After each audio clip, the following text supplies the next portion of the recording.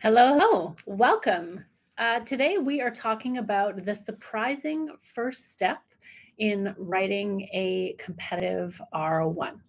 So, the reason that I wanted to talk about this today is that I noticed this error among a lot of the women that I coach. And so, quickly, if you're new to me, I'll introduce myself. I'm Sarah Dobson. I am a research grant consultant and an academic career coach. And I work with clients who are submitting grants to NIH. So, one of the main things that I do is run a program for women faculty who are transitioning from their K awards, their career development awards, to R01 level funding. And this is where I notice this error coming up a lot. So, if you're in that stage where you're partway through your K award and you're starting to think about writing your first R01, that's kind of where we're talking about today. So, before we get started, before we really dive in, I just want to do a tiny bit of housekeeping. So if you have any questions, please feel free to put them in the chat. That is whether we are live or later on in the comments. And I'm happy to answer them anytime. If you know somebody who ought to see this video, please share it with them so that they can watch and learn as well. And other than that, let's dive right in. I do have notes in front of me, so I am going to be checking them from time to time. But let's go. So if you're in that stage where you are transitioning from a career development award and thinking about writing your first R01, you're probably aware that it's a process, right? You've probably had that advice that, you got to start early. If you're midway through your K award, now is a good time to start thinking about it because it takes a while, right? That's typical advice. And it's great advice, right? It's true. Getting funded at the R01 level can be a process. It can take time. So it's wise to start early. But here's the mistake that I see. It's assuming that as long as you get started early, as long as you can learn the steps to writing a strong R01, that nothing else needs to change.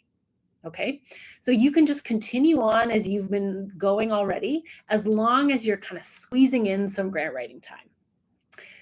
But here's the error. Here's the problem with that.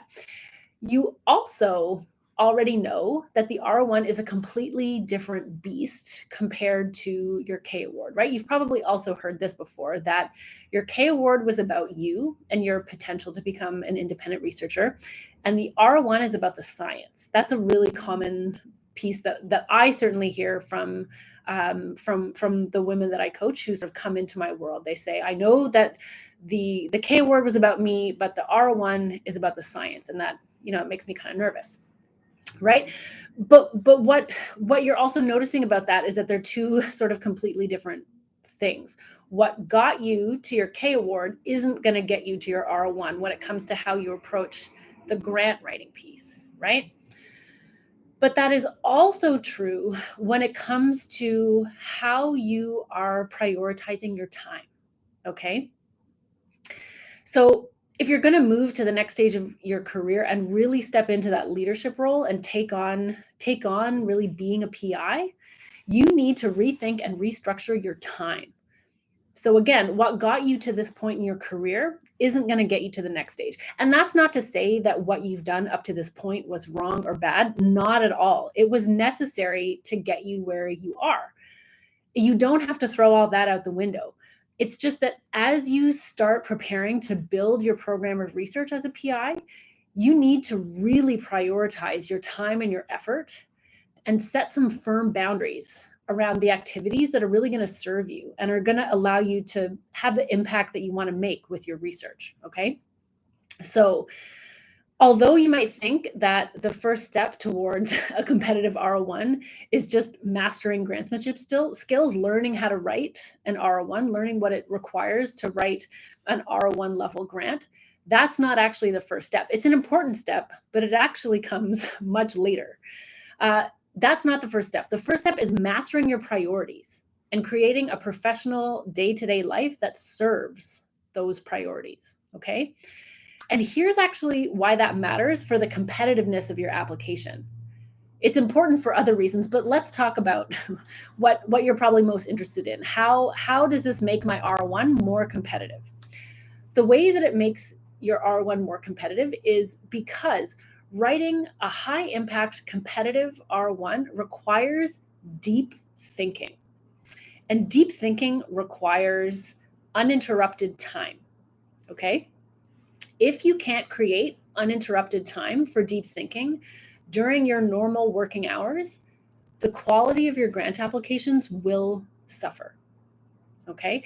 You won't be producing your best work, which means that your chances of success are diminished, which means that you don't actually get to do the work that you want to do and make the impact that you want to make with your research, right? It also means that you're not building the career currency that, I mean, like it or not, is required for you to advance. Okay, so for all of those reasons, it is vitally important that you prioritize your time in a way that's going to serve your research. You're protecting time for deep thinking, you're protecting time for grant writing and paper writing, and all of those pieces that are going to allow you to do your best work and to make the impact that you want to make with your research. Okay. So it's so important to establish what those priorities actually are for you and then enforce them.